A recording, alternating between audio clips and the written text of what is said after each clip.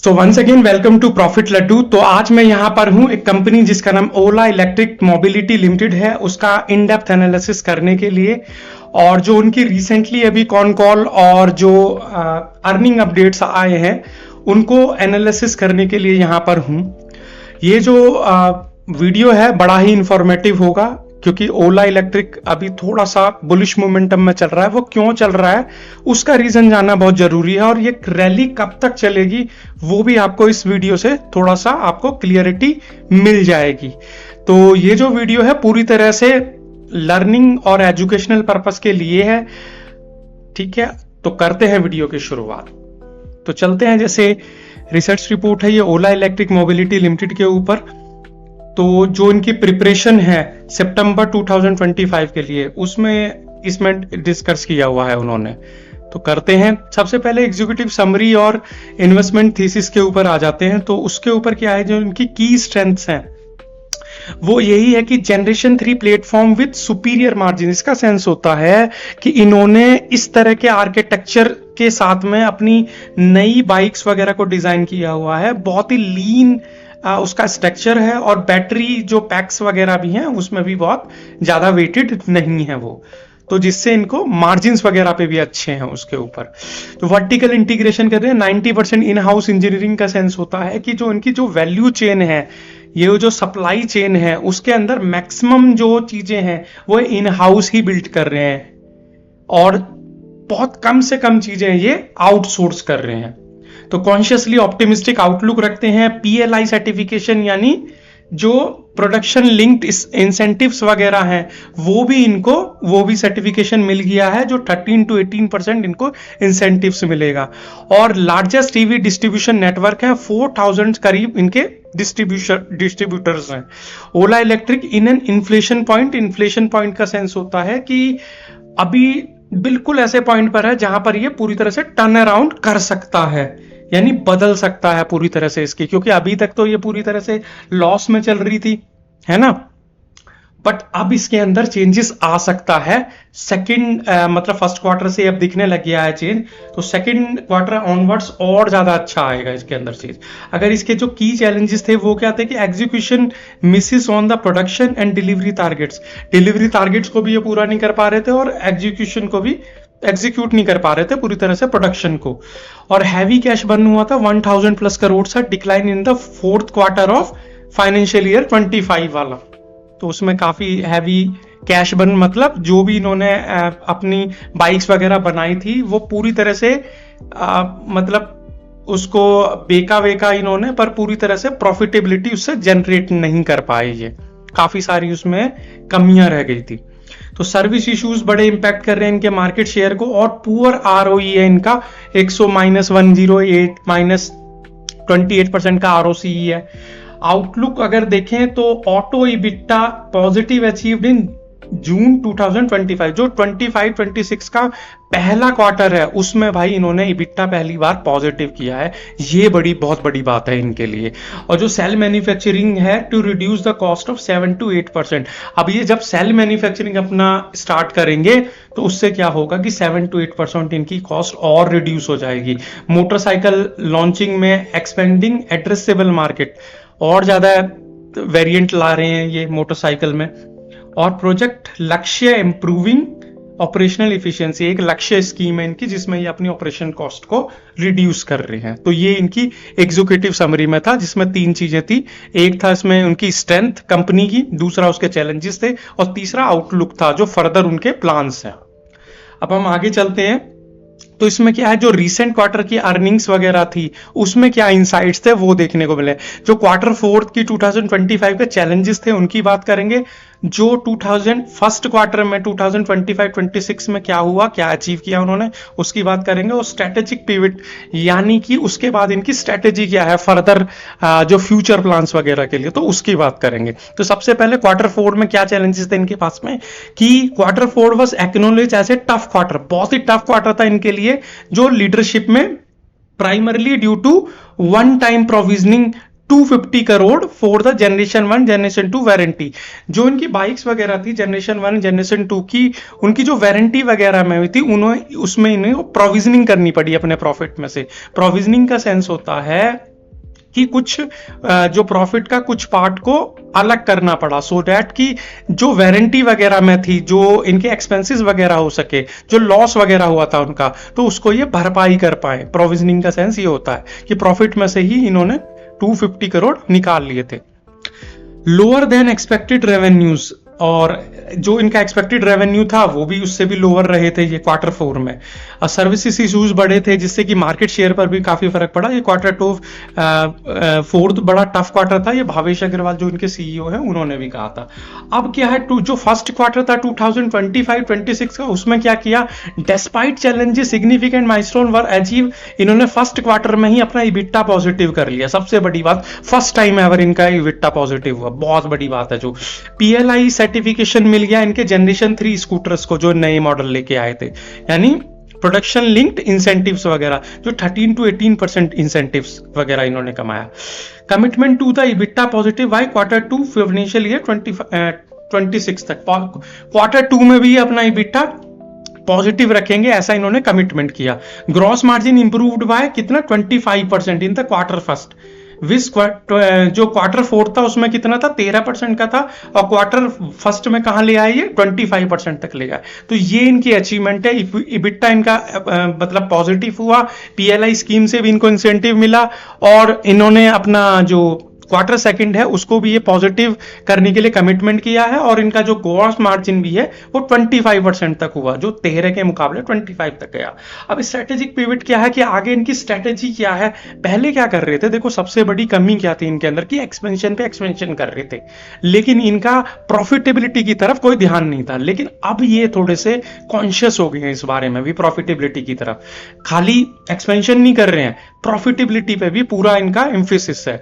तो देखो जैसे leadership outline that's a clear strategic shift in the focus of aggressive penetration to the balance profitable growth, यानी कि profitability पर focus कर रहे हैं। दूसरा प्रोजेक्ट लक्ष्य, प्रोजेक्ट लक्ष्य के थ्रू क्या कर रहे हैं, अपनी ऑपरेशनल कॉस्ट को रिड्यूस कर रहे हैं। तीसरी चीज क्या है, एक्सपेंशन कर रहे हैं 6 to 8 स्कूटर वेरिएंट्स, नए नए तरह के स्कूटर्स ला रहे हैं। डिस्ट्रीब्यूशन नेटवर्क में 4000 प्लस इनके टच पॉइंट्स हैं, और ओवरऑल जो इनकी टोन है वो कॉन्शियसली ऑप्टिमिस्टिक है पूरी तरह से। ये सारी चीजें थी रिसेंट लर्निंग्स में। दोबारा बता दूं, रिसेंट लर्निंग्स में क्या है, इन्होंने जो क्वार्टर 4 में चैलेंजेस थे उनकी बात की, क्वार्टर फर्स्ट में जो इनकी अचीवमेंट थी उनकी बात की, और स्ट्रेटेजिक पिवट मतलब पहले ये क्या कर रहे थे और अब इन्होंने अपने आप को क्या किस तरफ मोड़ लिया है उसके बारे में बात की है। अब मैं बात करूंगा कि मैनेजमेंट गाइडलाइंस क्या है फाइनेंशियल ईयर 2025-26 के लिए। वो इनका जो वॉल्यूम टारगेट्स है, देखो वॉल्यूम वाइज टारगेट्स भी दिए इन्होंने, पूरा न्यूमेरिकल मतलब इन्होंने मैनेजमेंट गाइडेंस दी है, वो बहुत अच्छी बात है न्यूमेरिकल में देने वाला। तो इन्होंने टारगेट्स क्या दिए हैं, 3.25 से लेकर 3.75 लाख व्हीकल्स हम क्या करेंगे, सेल्स का टारगेट है हमारे पास में। Financial with quarter first 2026 guidance of approximately 65,000 ये क्वार्टर फर्स्ट में बेच चुके हैं अपनी। That indicating the challenging but achievable growth trajectory. Achievable है जो भी ये दावा कर रहे हैं कि हम 3.5 लाख से लेकर 3,75,000 तक व्हीकल्स हम बेचेंगे फाइनेंशियल 25-26 में। रेवेन्यू प्रोजेक्शंस क्या दी इन्होंने कि रेवेन्यू टारगेट 4200 करोड़ से 4700 करोड़ तक करेंगे। क्वार्टर फर्स्ट में इन्होंने कितना किया, 800 से 850 करोड़ तक किया है लगभग। तो current run rate indicate potential challenges in the meeting upper range, मतलब चैलेंजेस तो हैं लेकिन अचीव करेंगे ये पूरा इन्होंने ही देखा है।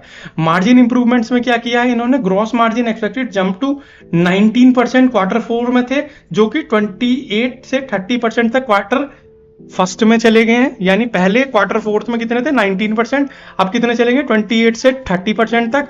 और फाइनेंशियल ईयर का जो इनका टारगेट है ओवरऑल का वो 35 से 40% का है मार्जिन का।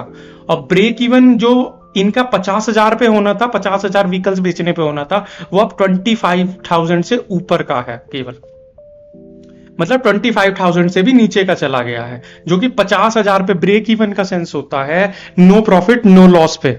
मतलब हम कितने ऐसे व्हीकल बेचे कि हमें नो प्रॉफिट नो लॉस पे हो।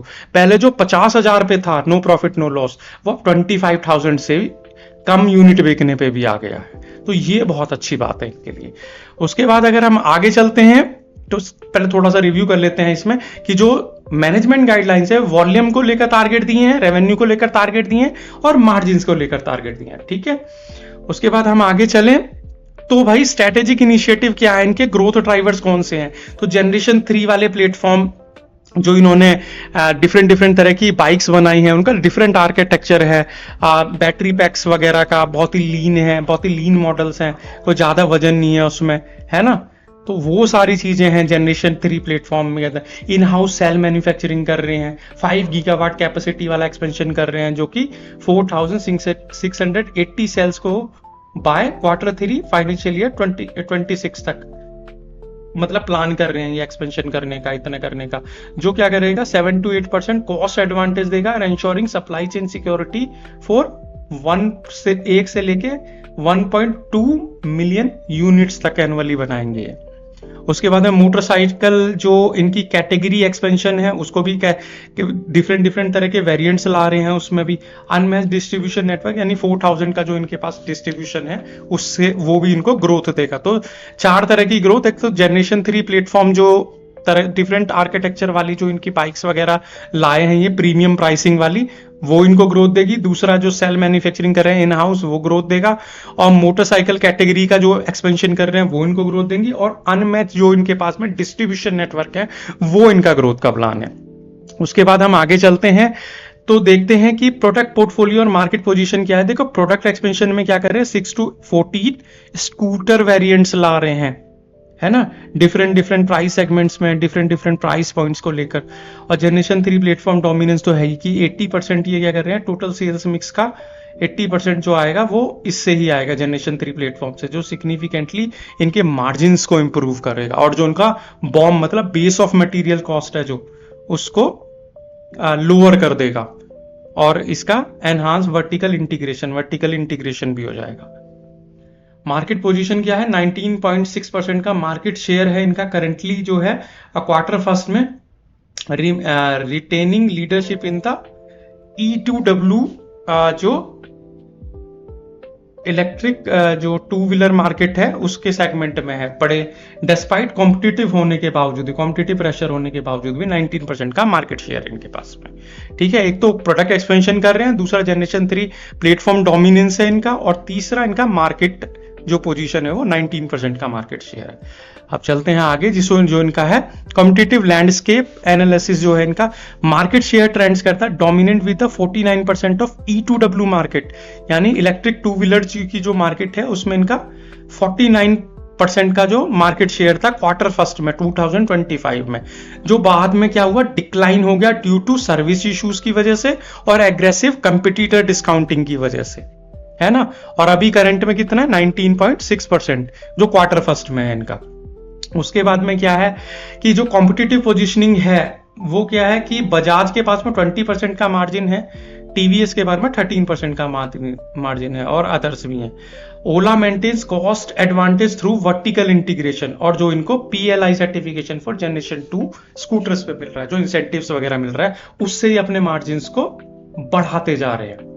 रिकवरी स्ट्रेटेजी में क्या है कि इनका management expect to regain clear leadership by the January 2026 तक। ये वो जो इनकी लीडरशिप थी, जो इनका दबदबा था इलेक्ट्रिक 2 व्हीलर मार्केट में, वो दोबारा से इसको मिल जाएगा। ठीक है जी, expanded distribution in the cell manufacturing advantage से भी इनको 7 to 8% का जो कॉस्ट रिडक्शन मिल जाएगा। तो PLI स्कीम का भी काम आ रहा है, और जो इनका जो सेल मैन्युफैक्चरिंग है उनसे भी इनको फायदा होगा। और जो तीसरी एक चीज है वो भी उनको फेमा करके है कुछ, तो उससे भी इनको फायदा होगा। अब अगर हम इसकी ऑपरेशनल इफिशिएंसी प्रोग्राम्स की बात करें तो इनका जो प्रोजेक्ट लक्ष्य है वो उसके थ्रू ये क्या कर रहे हैं, कॉस्ट रिडक्शन कर रहे हैं, इन्वेंट्री ऑप्टिमाइजेशन कर रहे हैं, इन्वेंट्री कम से कम हो जिससे सर्विस एक्सपीरियंस को एनहांसमेंट कर रहे हैं। तो इनसे ये क्या कर रहे हैं, अपनी ऑपरेशनल इफिशिएंसी को बढ़ा रहे हैं। जैसे कि इन्होंने बताया भी है कि they have reduced monthly operational expenses from 178 crore से 105 करोड़ पे ले आए हैं अपने एक्सपेंसेस को, और lowered break down points from 50,000 जहां इनको यूनिट्स बेचनी थी ब्रेक इवन अचीव करने के लिए, अब 25,000 से भी कम यूनिट बेचनी पड़ रही है। Workforce optimisation with 70% cost reduction हुआ है, 40% reduction in the monthly burn rate, उसमें भी रिडक्शन हुआ है। तो भाई ऑपरेशनल एफिशिएंसी बढ़ाने के लिए एक तो प्रोजेक्ट लक्ष्य से कर रहे हैं, दूसरा इन्वेंट्री ऑप्टिमाइजेशन कर रहे हैं, total inventory reduction by 43% across supply chain. उसके बाद में क्या है, improved working capital days efficiency with negative cash conversion cycle to -16 पे ले आए हैं, जो कि एक हेल्दी कैश कन्वर्टिंग साइकिल है। Enhance demand forecasting through data analytics, और 43% जो है इन्वेंट्री रिडक्शन भी कर रहे हैं, अचीव किया है इन्होंने। सर्विस एक्सपीरियंस, जैसे इनके काफी सर्विस का तो काफी बहुत पुअर सर्विस थी इनकी, अब इन्होंने वो भी काफी इंप्रूव की है। Reduce service turn around time 1.1 days, और डिलीवरी प्रोसेस इंप्रूवमेंट भी 67 से 75% फास्टर हो गया है ना। और expanded the service network to the support markets और share recovery. 70% improvement in delivery turn around time में भी इनका 70% इंप्रूवमेंट हुआ है। तो ऑपरेशनल इफिशिएंसी बढ़ाने के लिए एक तो लक्ष्य प्रोग्राम, एक इन्वेंट्री ऑप्टिमाइजेशन, और एक अपनी सर्विस एक्सपीरियंस को बढ़ाया है इन्होंने। उसके बाद आगे चलते हैं, जो इनके की रिस्क फैक्टर्स हैं वो क्या था कि भाई कैश बर्न एंड फंडिंग था। एक तो कि क्या कर रहे हैं, इनका जो कैश बैलेंस है डिक्लाइन हुआ था 5000 करोड़ से 4000 करोड़ पे Q4 में, ठीक है जी। दूसरी चीज क्या है, सब्सिडी डिपेंडेंसी थी इनकी, heavy reliance on the government incentives through FEMA. FEMA मतलब जो ये फेम है जो मैं बता रहा था, फेमा मतलब का सेंस था, ये फेमा था faster adoption of manufacturing electric vehicles, FEMA का सेंस था। तो उनके ऊपर भी इनका काफी डिपेंडेंसी थी, या पीएलआई सर्टिफिकेशन के ऊपर पीएलआई इंसेंटिव्स वगैरह मिल जाएंगे, है ना। तो वो इनका बड़ा रिस्क और चैलेंजेस हैं इसके साथ में। फिर कॉम्पिटिटिव सर्विस चैलेंजेस बहुत ज्यादा, सर्विसेज तो इन्होंने काफी इंप्रूव की हैं अभी, है ना। टोटल टर्न अराउंड टाइम भी 1.1 डेज का हो गया इनका। और facing aggressive pricing competition with this segment में 65,000 से 1,70,000 वाला जो सेगमेंट है बाइक वाला, उसमें ये काफी कॉम्पिटिटिव कंपटीशन देख रहे थे। और पुअर फाइनेंशियल रिटर्न्स हैं भाई, एरओई आरओसी वगैरह तो बहुत कम है इनका। उसके बाद चलते हैं हम आगे की तरफ। तो वैल्यूएशन एनालिटिक्स में यही है कि जो इनका इबिट्टा है वो -13.5x हो रखा है, और जो फ्री कैश फ्लो यील्ड है वो भी -13% की है। तो वो बहुत थोड़ी सी सोचने वाली बात है। उसके बाद में इनके फाइनेंशियल मैट्रिक्स देखें तो भाई Q1 की परफॉर्मेंस देखो, 68,192 यूनिट्स उनको बेचा, और क्वार्टर कितने की ग्रोथ मिली, 32% की ग्रोथ थी। 826 करोड़ का इनका रेवेन्यू था 35% की ग्रोथ के साथ में, और 25% का ग्रॉस मार्जिन था जो कि 11.8 PTS का था विद Q4 के मुकाबले। तो इस वजह से ये स्टॉक काफी भागा, मतलब काफी मोमेंटम में था, क्योंकि Q1 का रिजल्ट बहुत ही जबरदस्त था इसका। दूसरी इनकी जो कैश पोजीशन है वो 4,000 करोड़ से 1,000 करोड़ फ्रॉम पीक पर थी, डाउनवर्ड्स हैं। कैश पोजीशन थोड़ी कुछ खास नहीं है। 1,700 करोड़ का इन्होंने प्लान नॉन डाइल्यूटिव रेज किया था, बिना डाइल्यूट किए हुए इक्विटी को। 107 करोड़ FCF था इनका। Free cash flows improved by -455 crore से Q4 में था, उससे काफी इंप्रूव किया इन्होंने। प्रॉफिटेबिलिटी मैट्रिक्स में क्या किया, उसमें भी इंप्रूव किया था। -237 करोड़ इबिट्टा से ये इंप्रूव होके 695 करोड़ इन Q4 में था इनका। अब यहाँ पे ये ले आए थे, ये कितना था, इंप्रूव्ड फ्रॉम -90.6%। इबिट्टा मार्जिन भी काफी बड़ा है।